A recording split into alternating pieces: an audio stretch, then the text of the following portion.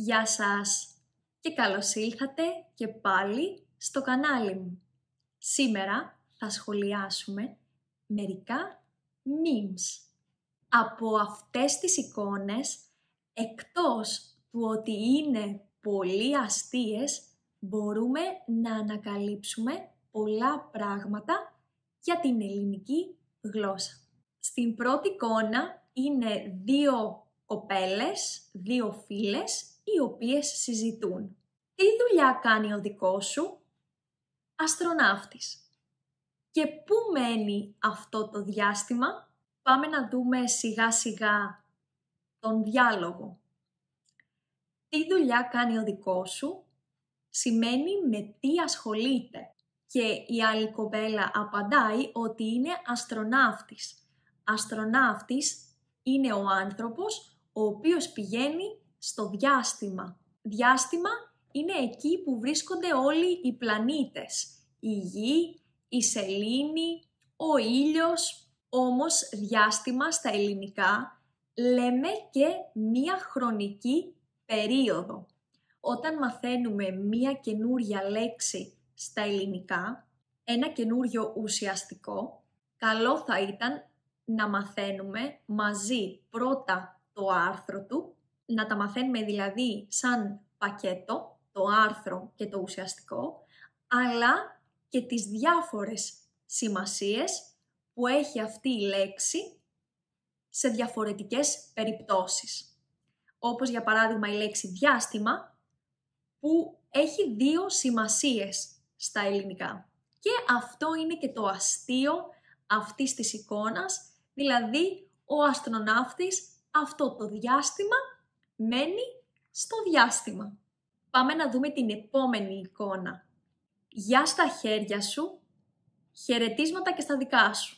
Γεια στα χέρια σου είναι μία φράση που την χρησιμοποιούμε κατά τη διάρκεια του φαγητού για να δώσουμε συγχαρητήρια στον μάγειρα ή την μαγείρισα.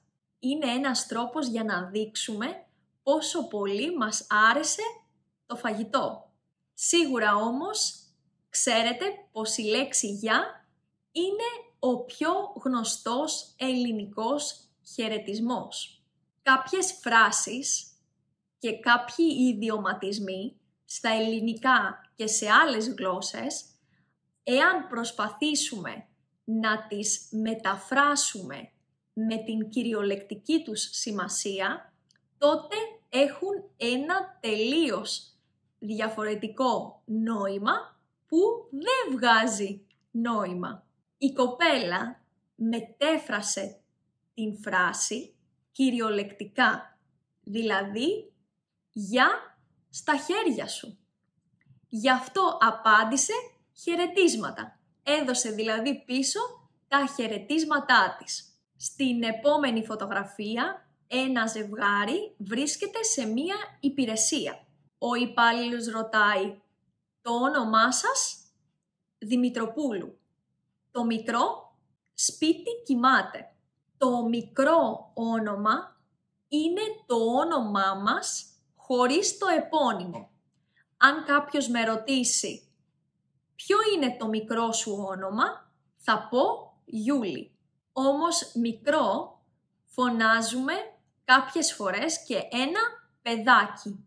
Η κοπέλα κατάλαβε ότι ο υπάλληλος ρωτούσε για το μικρό της παιδί. Γι' αυτό απάντησε «Σπίτι κοιμάται». Πριν συνεχίσω με το επόμενο meme, ήθελα να μοιραστώ μαζί σας μία ιδέα. Σκεφτόμουν να φτιάξω ένα βίντεο με τους αγαπημένους μου Έλληνες YouTuber, οι οποίοι πρώτον έχουν ελληνικούς ή αγγλικούς υπότιτλους και μιλούν για διάφορα ζητήματα, για μαγειρική, για μακιγιάζ, για ταξίδια.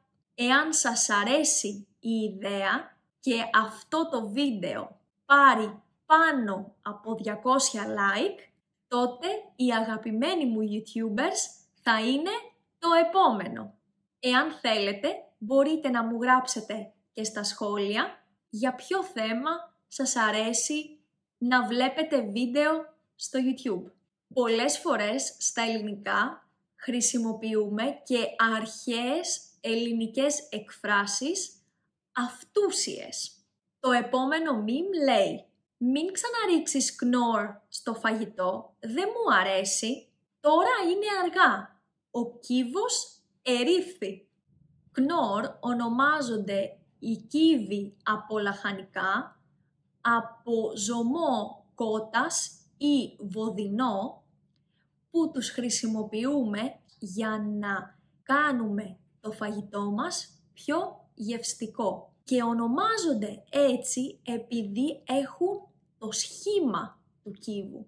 Με άλλα λόγια, η κοπέλα θα προτιμούσε το φαγητό χωρίς την έξτρα γεύση από τον κύβο. Και η άλλη κοπέλα απαντά με μία φράση από τα αρχαία ελληνικά. Ο κύβος ερήφθη. Αυτή η φράση σημαίνει ότι κάτι έχει ήδη γίνει και δεν αλλάζει. Όμως, στη συγκεκριμένη περίπτωση, ο κύβος ερήφθη έχει μεταφορική, αλλά και κυριολεκτική σημασία. Έχει ρίξει τον κύβο μέσα στο φαγητό κυριολεκτικά και είναι κάτι που δεν αλλάζει.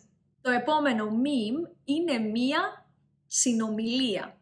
Είσαι ό,τι καλύτερο μου έχει συμβεί. Ότι με κόμμα. Ήσουν. Εδώ μας υπογραμμίζει τη διαφορά μεταξύ του ότι χωρίς κόμμα και του ότι με κόμμα. Ότι χωρίς κόμμα σημαίνει πώς. Νομίζω ότι θα γυρίσει. Ότι με κόμμα σημαίνει οτιδήποτε. Για παράδειγμα, ό,τι και να κάνω, ποτέ δεν είναι ευχαριστημένη.